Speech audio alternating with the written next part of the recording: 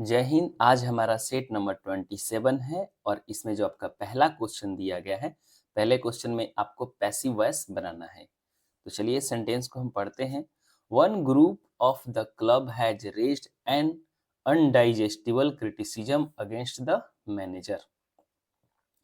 Club के एक group ने मैनेजर के खिलाफ क्रिटिसिज्म किया है, यानी निंदा की है।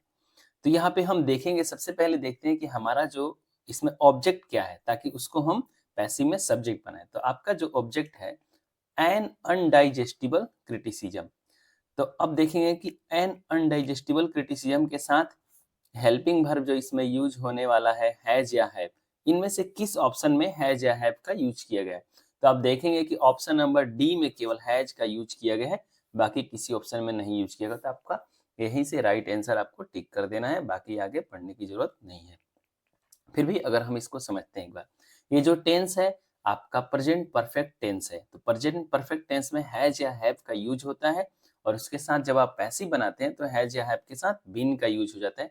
तो हैज हैव बीन और वर्ब का थर्ड फॉर्म उसके बाद by plus agent. Question number 2 में आपको नीचे दिए गए सेंटेंस का जो ये अंडरलाइन पार्ट है, good luck came to him from bad circumstances, के बदले इनमें से कौन सा इडियम यूज हो सकता है। तो देखिए पहले हम पढ़ेंगे इस सेंटेंस को। Vinay missed his flight but good luck came to him from bad circumstances as the flight crashed into the sea. कह रहे विनय अपना फ्लाइट मिस कर दिया, लेकिन भाग्यशाली रहा क्योंकि फ्लाइट जो है वो समुद्र में क्रैश हो गई। तो यहाँ पे जो good luck came to him from bad circumstances, यानी खराब परिस्थितियों में भी आपको लाभ मिलना।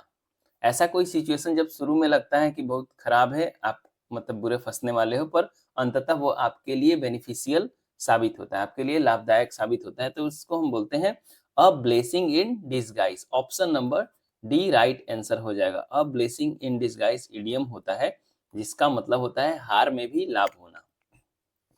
देखिए ब्लेसिंग का मतलब होता है आशीर्वाद, और डिसगाइज मतलब होता है कपट भेष, नकली वेशभूषा धारण करे। तो मतलब ये जो ब्लेसिंग आशीर्वाद है, मतलब गलत रूप में आपको मिला, गलत भेष धारण किए हुए मिला, यानी शुरू में लगा कि आशीर्वाद नहीं अभिशाप है, लेकिन अंततः आपके प्रति वो आशीर्वाद साबित हुआ। नेक्स्ट क्वेश्चन नंबर 3 में आपको पीक्यूआरएस बनाना है। 4 सेंटेंस दिया गया है, तो हम क्या करेंगे, चारों सेंटेंस को बारी बारी से पढ़ेंगे। तो पहला हम ए नंबर पढ़े। The Olympic games have come to be regarded as the world foremost sports competition। तो ओलंपिक जो गेम है वो हो चुका है वर्ल्ड का सबसे पहला गेम और सबसे इंपॉर्टेंट कंपटीशन वाला स्पोर्ट्स गेम है। Olympic games is an athletic festival that originated in ancient Greece and was revived in the late 19th century.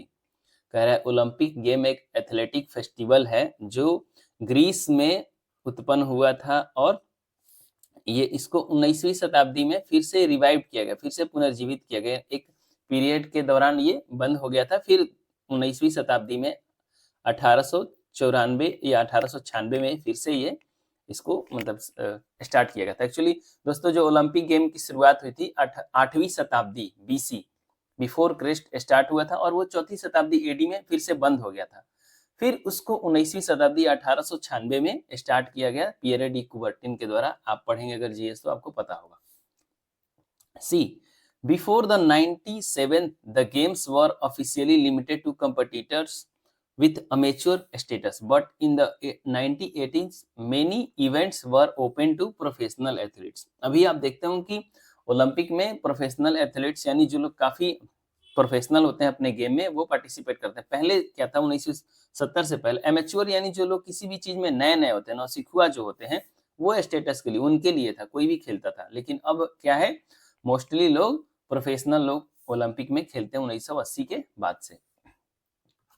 Currently the games are open to all. अब जो game है सभी के लिए open है, even the top professional athlete in basketball and football, यानी जो professional है टॉप, यानी जैसे कि मेसी हो गया, रोनाल्डो हो गया, वो भी ओलंपिक में फुटबॉल या बास्केटबॉल में पार्टिसिपेट करते हैं, है ना। तो सबके लिए खुल गया अभी। तो देखिए आप यहाँ पे स्टार्टिंग सेंटेंस क्या हो गया, ओलंपिक का पहले इंट्रोडक्शन, ओलंपिक क्या है, इसकी शुरुआत कैसे हुई, तो जाहिर सी बात है दोस्तों बी जो सेंटेंस है वो आपका स्टार्टिंग हो जाएगा। तो अब देखेंगे किस ऑप्शन में बी से स्टार्ट हो रहा है। तो ऑप्शन नंबर बी और डी दोनों में आपका बी स्टार्टिंग में है, पर आप देखेंगे कि बी के बाद सी आएगा कि बी के बाद डी आएगा। तो देखिए आप सी में बात करेंगे तो सी में बात हो रही है 1970 के पहले की, और डी में जो बात हो रही है अभी की बात हो रही है। तो पहले 1970 की बात होगी ना, उसके बाद अभी करंट स्टेटस की बात होगी। तो ऑप्शन नंबर यहाँ पे बी राइट आंसर हो जाएगा। बी के बाद सी होगा, उसके बाद डी होगा और उसके बाद ए होगा। तो ऑप्शन नंबर बी आपका यहाँ पे राइट आंसर हो जाएगा। नेक्स्ट क्वेश्चन नंबर 4 में आपको इनकरेक्टली स्पेल्ड वर्ड बताना है। वीव हीव ऑब्सेसिव, तो यहाँ पे ऑब्सेस जो है ये गलत है, OBSESS होता है। ऑब्सेस यानी किसी चीज से ग्रस्त होना, आपके माइंड में ऐसा कोई थॉट चलना कि आप दूसरे किसी और चीज को बारे में नहीं सोच सकते, ऑलरेडी ऑक्युपाइड होना, ऑक्युपाइड या प्री ऑक्युपाई, पहले से ही कोई चीज आपके मन में है, मन में चल रहा है, सोच रहे हैं, उसके बदले आप कुछ और नहीं सोच सकते, तो मन में कोई चीज घर कर जाता है, एक ही चीज के बारे में आप हमेशा सोचते रहते हो, तो उसे हम बोलते हैं ऑब्सेस विथ, किसी चीज से ग्रस्त होना। पहला ऑप्शन है वीव। वीव का मतलब होता है बुनाई करना, नीट, स्वेटर बुनना, कपड़े सिलना। और हीव का मतलब रिलीफ, चैन की सांस लेना, थोड़ा सा रिलैक्स फील करना, या झटके से या फोर्स के साथ कोई चीज खींचना, उठाना, धक्का देना, तो इसका सिनोनिम हो जाएगा लिफ्ट हो सकता है, पुल हो जाएगा या थ्रो हो जाएगा। अगर वर्ब की बात करें तो ब्रीथ हो जाएगा, यानी सांस लेना, रिलीफ महसूस करना।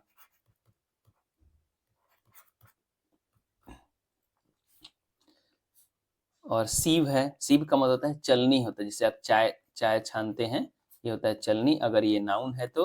और वर्ब का मतलब होता है छानना, अगर ये वर्ब की तरह यूज हो रहा है तो।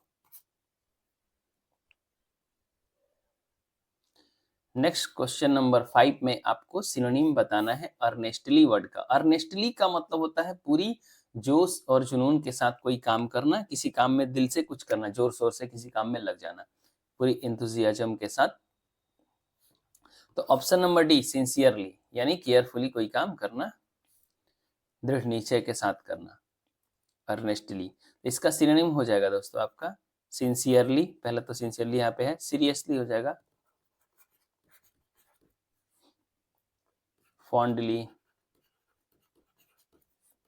डियरली,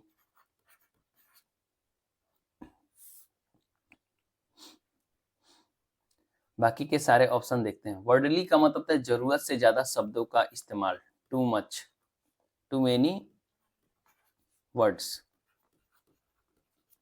जरूरत से ज्यादा शब्दों का इस्तेमाल।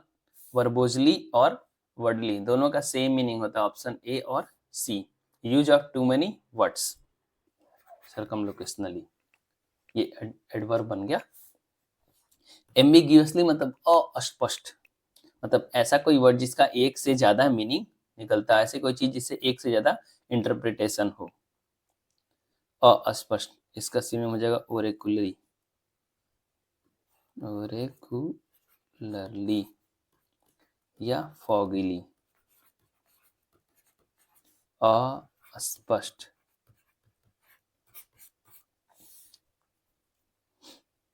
नेक्स्ट क्वेश्चन नंबर 6 में आपको करेक्ट स्पेलिंग वाला सेंटेंस बताना है।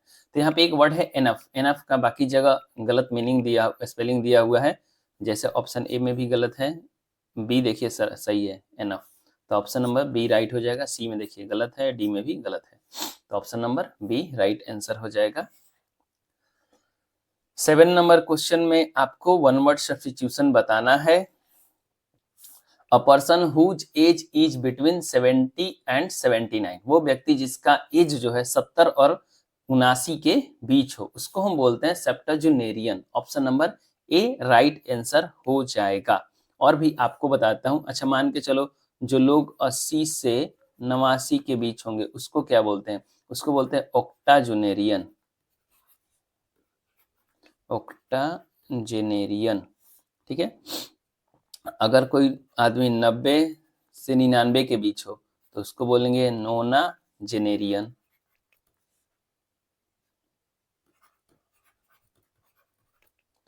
और अगर कोई 100 वर्ष का व्यक्ति है तो उसको बोलते हैं सेंटेनेरियन, 100 प्लस। 100 का है या 100 प्लस का है तो उसको बोलेंगे सेंटेनेरियन।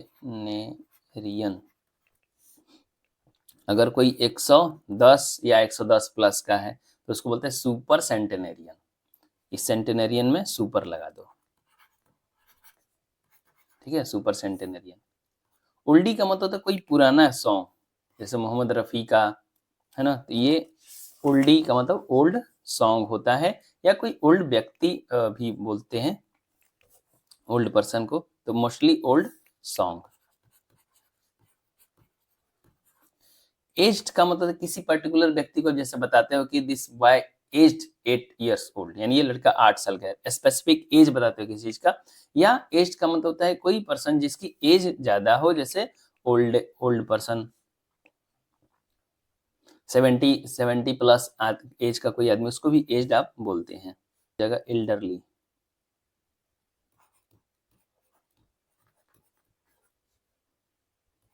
Elderly, old, grey. पेंशनर यानी वो व्यक्ति जो रिटायरमेंट के बाद पेंशन उठा रहा हो, पेंशन धारक, पेंशनर। नेक्स्ट क्वेश्चन नंबर 8 में आपको एरर बताना है। सेंटेंस के किड्स पार्ट में एरर है। I play cricket in my childhood with my sister. तो भाई चाइल्डहुड में वो क्रिकेट खेलता था, अपने बचपन की बात कर रहा है, तो आई प्लेड क्रिकेट है ना, पास्ट टेंस का यूज होगा यहाँ पे। Option number C, I played cricket in my childhood with my sister. Question number 9 में आपको सिनोनिम बताना है अनाउंस्ड का। अनाउंस मतलब होता है डिक्लेयर कर देना, घोषणा करना, एडवर्टाइज करना। तो ऑप्शन नंबर बी यहाँ पे राइट आंसर हो जाएगा आपका 9 का। और इसके सिनोनिम हो जाएंगे, डिक्लेयर तो ऑलरेडी दिया हुआ है, यहाँ पे हो जाएगा एडवर्टाइज,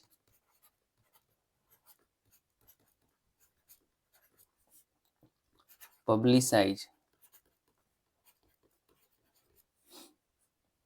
प्रोमलगेट।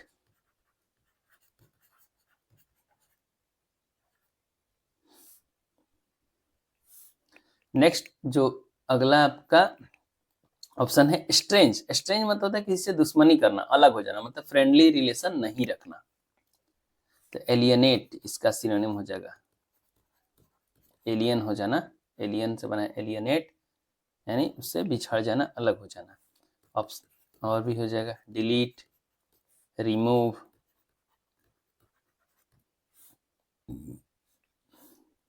अगला क्वेश्चन है सीक्रेट यानी गुप्त, हिडन।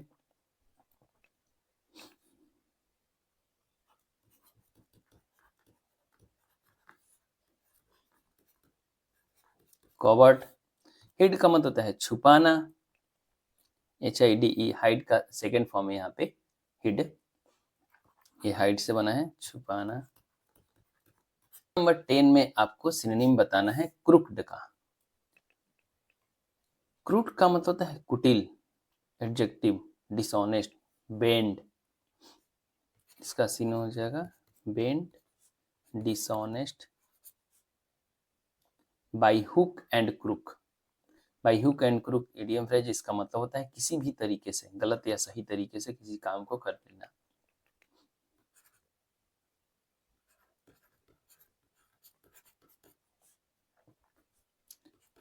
हुक्ड भी होता है इसका सिनोनिम, डेवियस यानी कुटिल।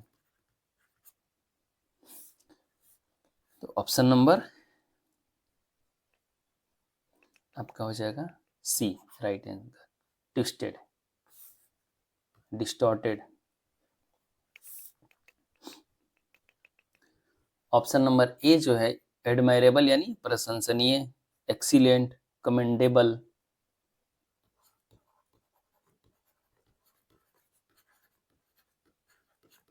प्रशंसा करने योग्य, लॉर्ड, एप्रिसिएबल,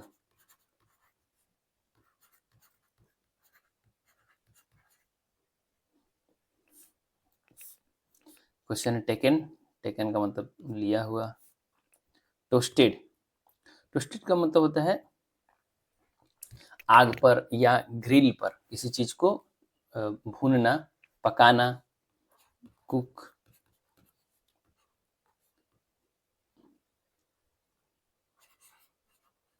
या ग्रिल। क्वेश्चन नंबर 11 में आपको PQRS अरेंज करना है। पहले सेंटेंस को हम पढ़ते हैं। We recognise some aspect of an SF narrative with the realities of this world and some elements are estranged from the reality so as to take us to an unreal world। यहाँ पे दोस्तों ये जो SF है, SF का मतलब है science fiction, विज्ञान की जो कथाएं होती हैं, विज्ञान कथा।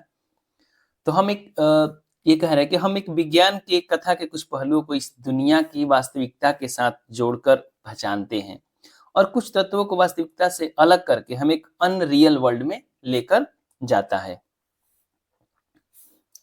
दूसरा कह रहा है therefore it is often suggested, इसलिए यह हमेशा सुझाव दिया जाता है कि ये जो कॉग्निटिव स्ट्रेंजमेंट है, कॉग्निटिव मतलब पहचानात्मक, संज्ञात्मक जो परायापन है। स्ट्रेंज अभी जैसे कि मैंने पिछले वर्ड में सिनोनिम्स में बताया था, स्ट्रेंज का मतलब होता है अलग होना, फ्रेंडली रिलेशन नहीं करना। तो ये संज्ञात्मक जो परायापन है, it is a necessary means, यह एक आवश्यक संसाधन है, साधन है जिसके माध्यम से हम लोग SF यानी साइंस वैज्ञानिक कथाओं को समझते हैं। Science fiction is a genre which manifests in itself the use of scientific premises often in a fantastical manner in a narrative। तो यहाँ पे देखिए साइंस फिक्शन का इंट्रोडक्शन हो रहा है। साइंस फिक्शन का यहाँ पे डिफिनेशन दिया गया है कि साइंस फिक्शन एक साहित्यिक प्रकार है। जेनर का मतलब होता है लिटरेचर स्टाइल, एक साहित्यिक प्रकार है जो अपने आप में वैज्ञानिक तत्वों का उपयोग करता है। विच मैनिफेस्ट इन इटसेल्फ, जो अपने आप में साइंटिफिक प्रीमाइसेज, वैज्ञानिक तत्वों का, साइंटिफिक प्रीमाइसेज यानी वैज्ञानिक सर्च, रिसर्च वगैरह जो आप करते हैं उसके जो रिजल्ट्स आते हैं, तो वैज्ञानिक तत्वों का अपने आप में उपयोग करता है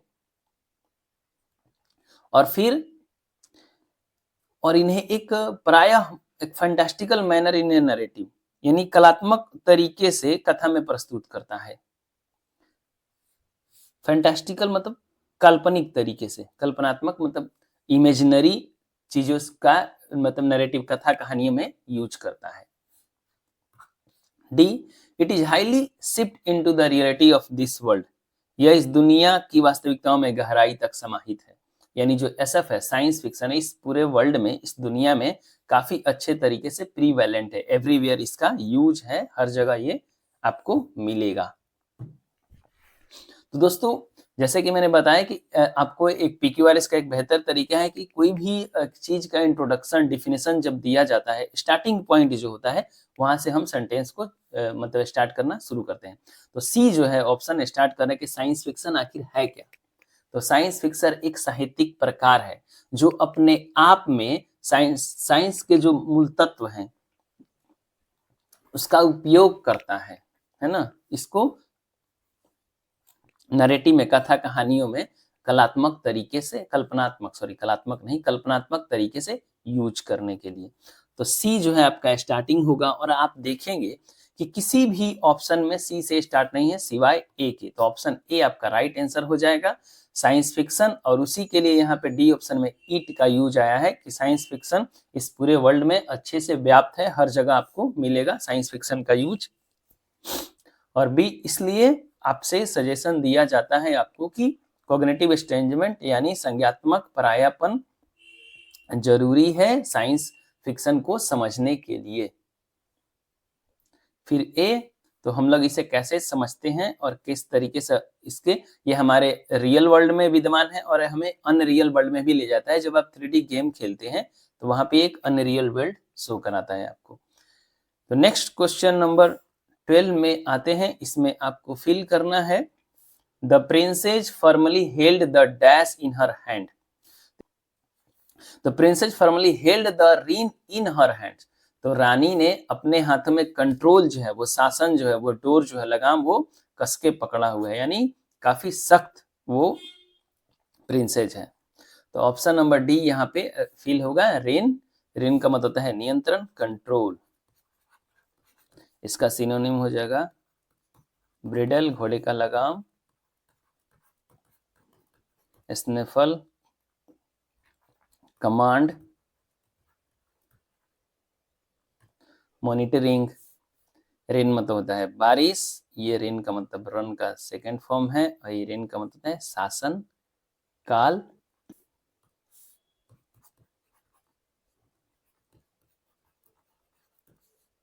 एम्पायर,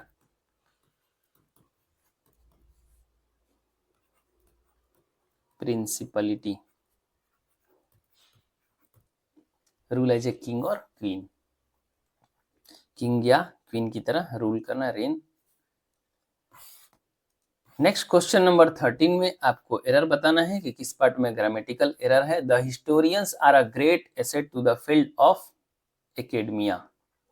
तो जो हिस्टोरियन है वो एकेडमिया, जो एकेडमी होता है इस फील्ड के क्या है, एक ग्रेट एसेट्स हैं। एसेट यानी इंपॉर्टेंट या महत्वपूर्ण कोई चीज।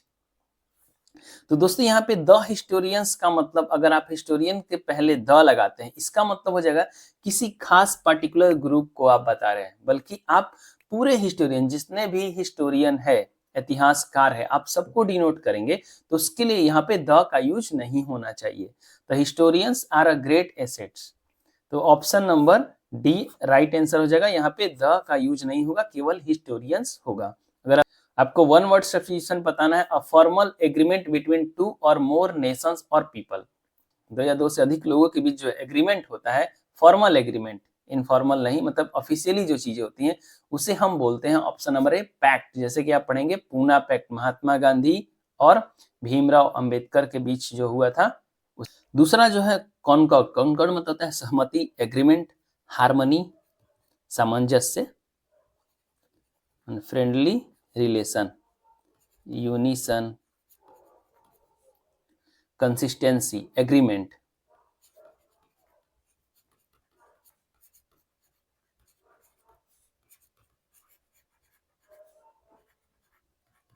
एग्रीमेंट। बॉन्ड का मतलब होता है बंधन, रिलेशनशिप, कनेक्शन, को रिलेशन बोल सकते हैं,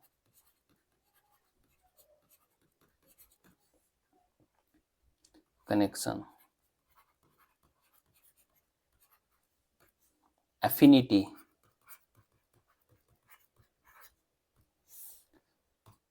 चार्टर। चार्टर का मतलब होता है घोषणा पत्र। जब कोई पॉलिटिकल पार्टी चुनाव से पहले क्या जारी करती है, मैनिफेस्टो देती है, अपना घोषणा पत्र, कि वो चुनाव जीतने के बाद क्या क्या काम करेगी, उसी को बोलते हैं चार्टर या मैनिफेस्टो। डिक्लेरेशन,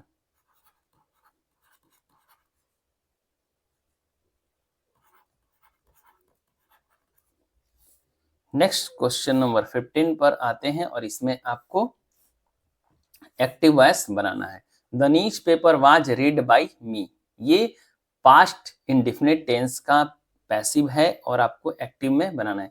तो देखिए यहाँ पे बाई मी जो है, बाई के बाद जो एजेंट आता है वो आपका सब्जेक्ट बन जाता है, क्योंकि यही एक्टिव का सब्जेक्ट था जो पैसिव में ऑब्जेक्ट बना है, बाई मी यानी एजेंट बना है। तो आई होगा, तो आई, तो देखिए यहाँ पे जब आप पास्ट इंडिफरेंट टेंस बनाते हैं तो आप कोई हेल्पिंग वर्ब यूज नहीं होता है, लेकिन यहाँ पे ये हेल्पिंग है, ये भी हेल्पिंग है, ये भी हेल्पिंग है, तो ये सारे गलत हो जाएंगे। Option number C I read, verb का सेकंड फॉर्म होता है subject plus V2 plus object, ये आपका सिंपल पास्ट का स्ट्रक्चर है।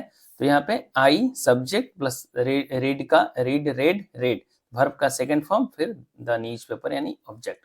तो ऑप्शन नंबर सी यहाँ पे राइट आंसर होगा।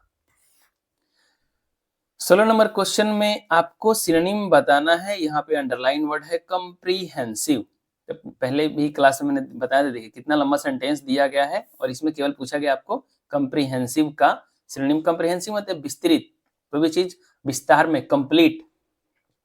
तो ऑप्शन नंबर सी यहाँ पे राइट आंसर हो जाएगा। फिर भी और इसके और भी सिनोनिम होंगे कॉम्प्रिहेंसिव के, एक्सटेंडेड हो जाएगा, वास्ट, इसके और भी सिनोनिम लिख लेते हैं, एक्सटेंडेड यानी फैला हुआ, एक्सटेंसिव, मास हो जाएगा, वास्ट हो जाएगा, विस्तृत, विशाल, बड़ा। परवैसिव, एसएससी बार बार पूछती है ये, परवैसिव और डिटेल्ड। सस्टेनेबल, सस्टेनेबल यानी सतत, ऐसा कोई चीज जो रेगुलर हमेशा चलता रहे बिना हमारे प्रकृति को नुकसान पहुंचाए।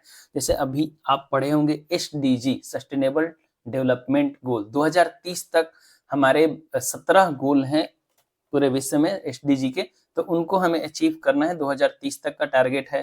फिर तो ये सस्टेनेबल यानी आप चीजों को यूज करो, है ना, पर एक ऐसे मैनर में जो हमारे प्रकृति को नुकसान न पहुंचाए। तो सस्टेनेबल का मीनिंग होता है सतत, able to maintain at a certain rate और लेवल। क्लियर का मतलब स्पष्ट, बिल्कुल ऐसा कोई चीज जिसे आप क्लियर देख सकें, समझ सकें, सुन सकें। रेस्ट्रिक्टेड यानी लिमिटेड।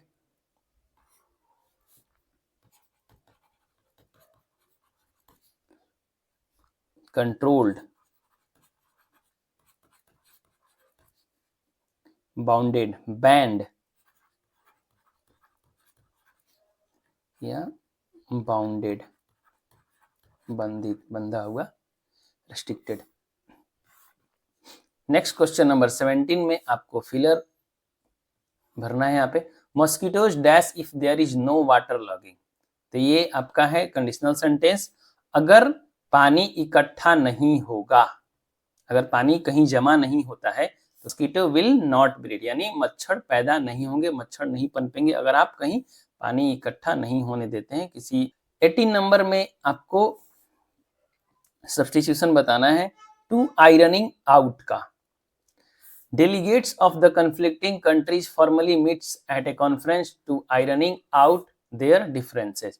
तो टू आयरनिंग आउट नहीं, to iron out. To iron out का मतलब किसी समस्या का समाधान निकालना।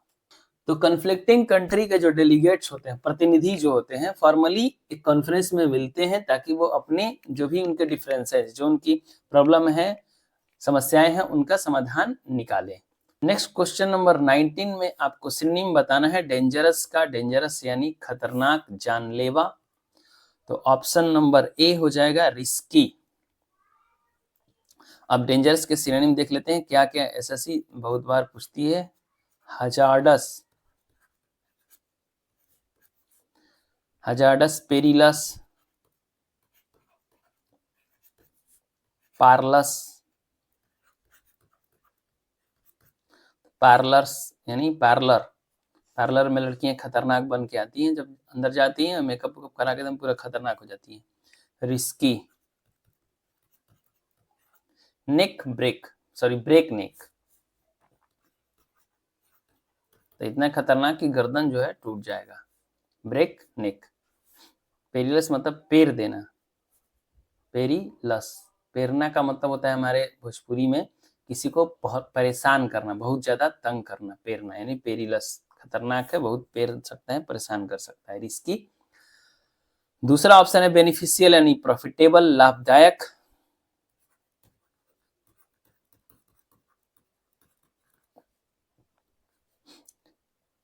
फेवरेबल,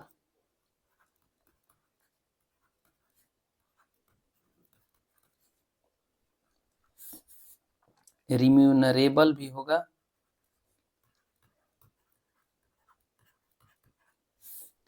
नेक्स्ट अगला ऑप्शन है सेफ यानी सुरक्षित है। रिलीज्ड यानी डिस्चार्ज, किसी को फ्री कर देना, लिबरेट करना, इसका सीन हो जाएगा discharge, liberation.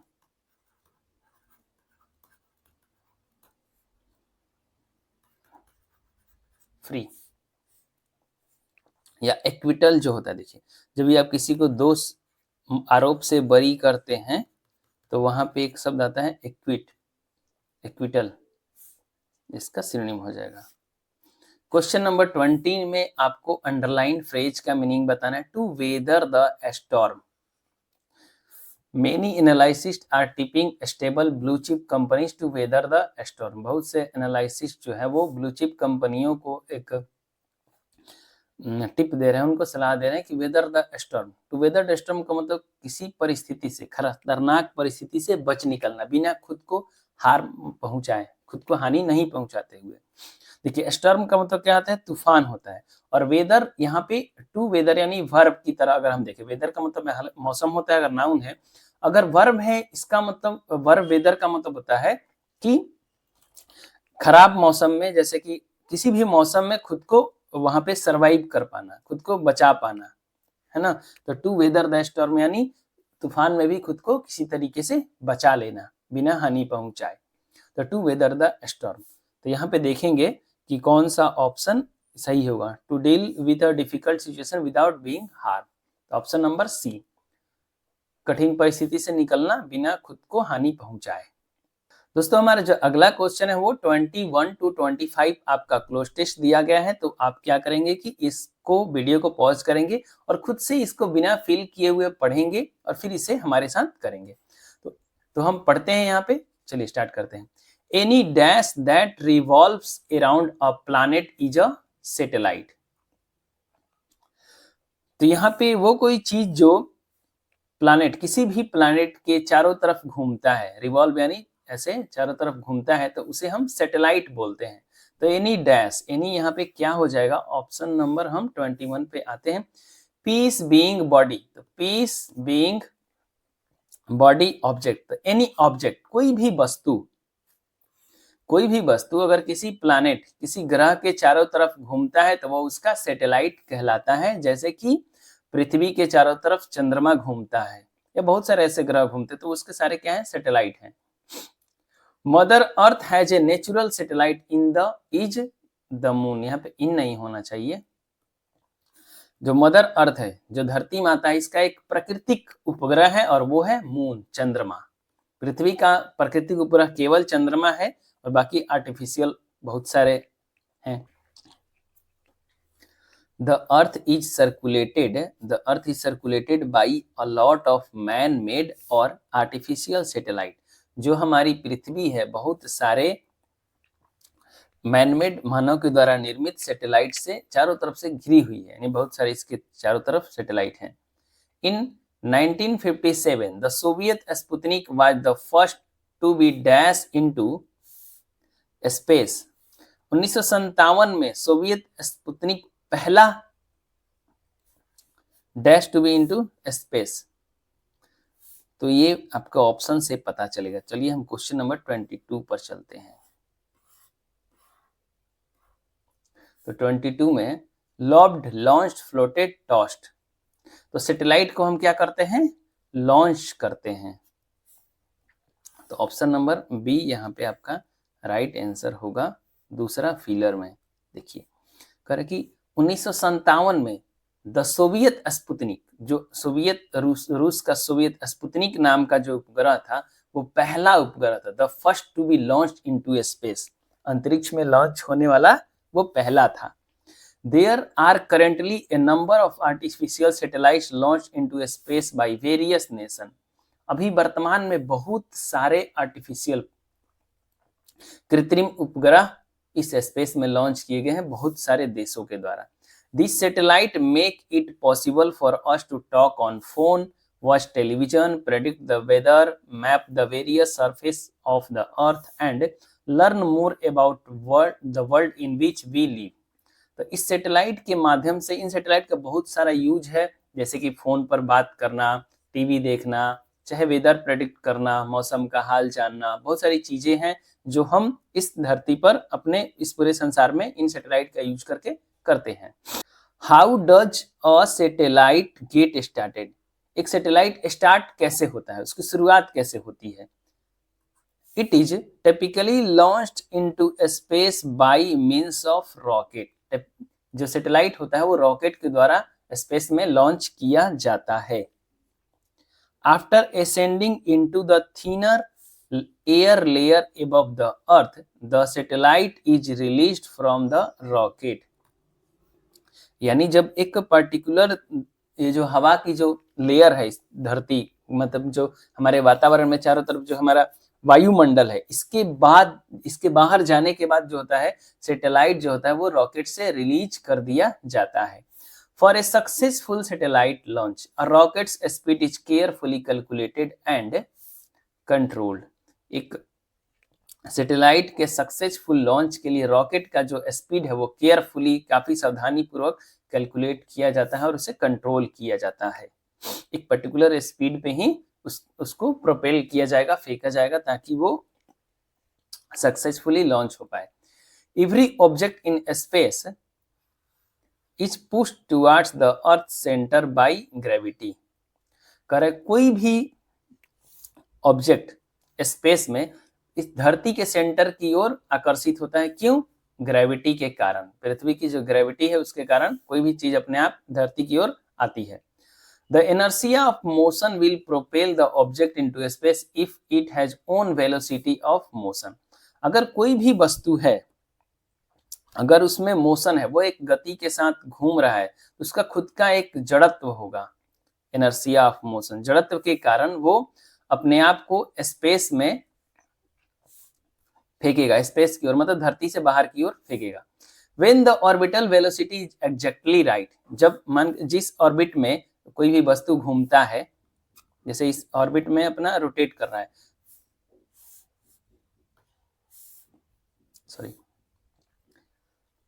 When the orbital velocity, यानी जिस ऑर्बिट में कोई सैटेलाइट का एक पर्टिकुलर ऑर्बिट होता है, यानी एक पाथ होता है, रूट होता है जिसपे वो ट्रेवल करता है, तो उसका जो एग्जैक्ट वेलोसिटी होता है, जिस स्पीड से वो गुजरता है, this two opposing forces are balanced. ये दोनों फोर्सेज जो हैं, एक पहला तो एक धरती का जो ग्रेविटी का फोर्स है, जो ऑब्जेक्ट को अपनी ओर खींचती है धरती, और एक दूसरा उस ऑब्जेक्ट का मोशन है, जिस स्पीड से वो घूम रहा है, वो उसको उस धरती से बाहर की ओर फेंकता है, स्पेस से बाहर की ओर फेंकता है। तो ये दोनों बैलेंस हो जाती हैं। तो इसका कारण ये होता है कि वो एक निश्चित स्पीड से बस एक ही जगह पे ऐसे ऐसे घूमते रहता है गोल गोल, causing the satellite to dash toward the earth while still hovering over its surface. तो तीसरे में हम देखते हैं, तीसरे में क्या होता है। तीसरा 23 का ऑप्शन है migrate, move, stir, jump.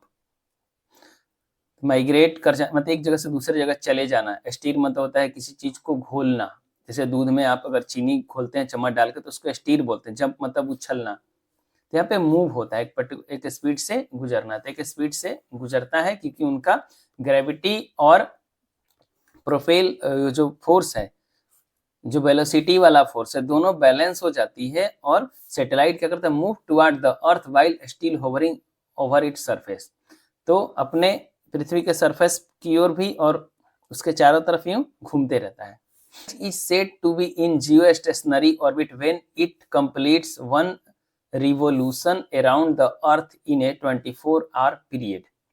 It does not change when compared to a point on the surface of the earth. कह रहा है कि एक सैटेलाइट को हम जियो स्टेशनरी कब बोलते हैं, जब वो अपने ऑर्बिट में एक चक्कर तब उतने समय में पूरा करता है जितने समय पृथ्वी अपना एक रोटेशन पूरा करती है। 24 घंटे में अगर वो, जैसे कि मान के चलो ये पृथ्वी है, पृथ्वी के चारों तरफ ये भी उतने ही समय में घूमता है जितने समय पृथ्वी अपना एक रोटेशन पूरा करती है, यानी एक बार गोल घूमती है। तो अगर हम इसकी तुलना किसी पृथ्वी के पर्टिकुलर स्पेस से करें, मान के चलो ये पृथ्वी है ना, यहाँ पे मुंबई है और ये एक सैटेलाइट है, तो ये भी मुंबई घूम के गोल पृथ्वी इतना ही टाइम पाएगा जितना ये सैटेलाइट टाइम ये घूम पाएगा। तो हमेशा ये मुंबई के सामने ही रहेगा, है ना। These orbits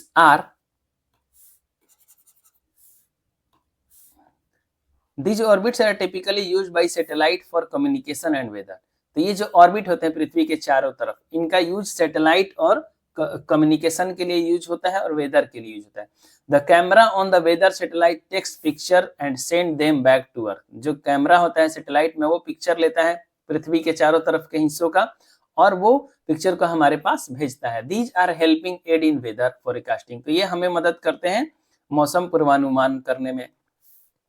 Radio receivers and amplifier on communication satellites can dash waveform back at a frequency that is different from the one the satellite received.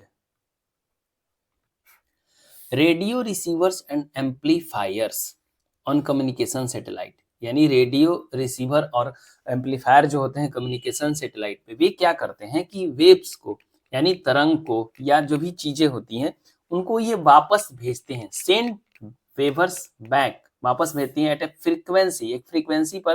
जैसे आप रेडियो सुनते हो, है ना, तो रेडियो में बहुत सारे फ्रीक्वेंसी सेट होते हैं, एक पर्टिकुलर फ्रीक्वेंसी पर एक चैनल होता है, वो अलग चीजें दिखाता है ना, तो अलग अलग उनकी फ्रीक्वेंसीज होते हैं।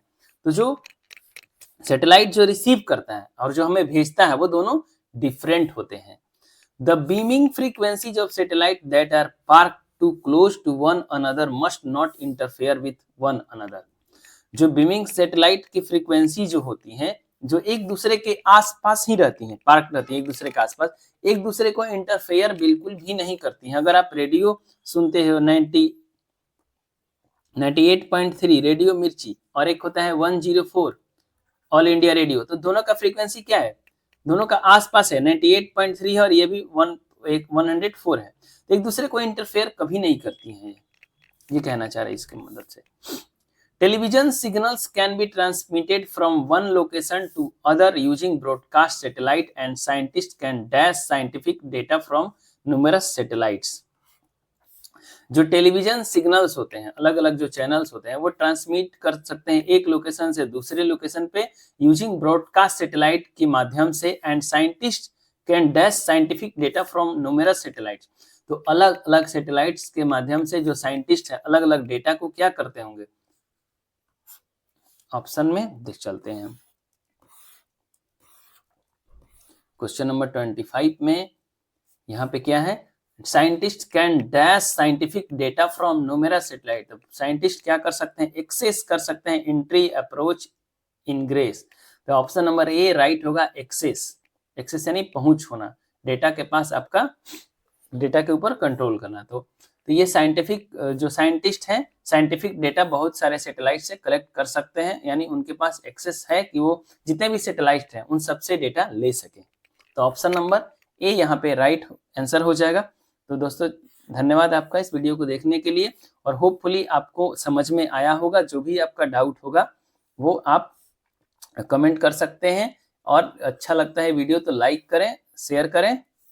ठीक है दोस्तों, तो मिलते हैं अपने नेक्स्ट सॉल्यूशन में 28 नंबर में।